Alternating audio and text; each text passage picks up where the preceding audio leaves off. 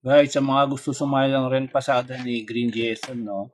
Ito yung rent pasada na binabayaran kay Green GSM araw-araw. Yung Limo Green, VF5, saka Hirio Green ba yon something. Basta yon.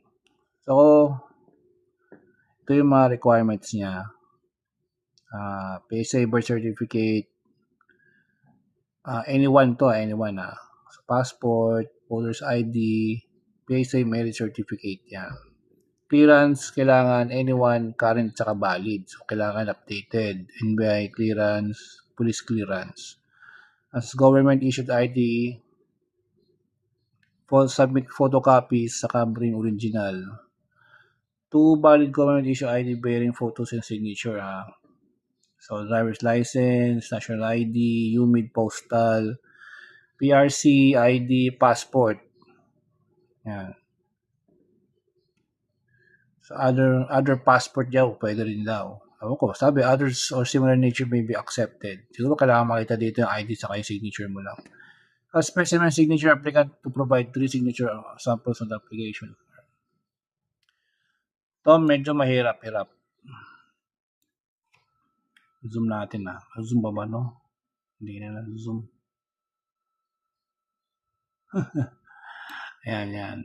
So, proof of garage existence and sufficiency. Ito yung medyo mahirap gawin to. Kasi sa TNBS, ito. Kasi location map, Google screenshot mo lang yan. As kailangan nyo exact address, dimension ng garahe nyo yung length saka width. Tapos picture ng garahe nyo, entrance, interior, vehicle parking area, date, stamp if possible. So, kailangan may stamp ng date. Pag-download kayo sa Play Store ng timestamp, mga ganyan. Tapos ito ang medyo madugo.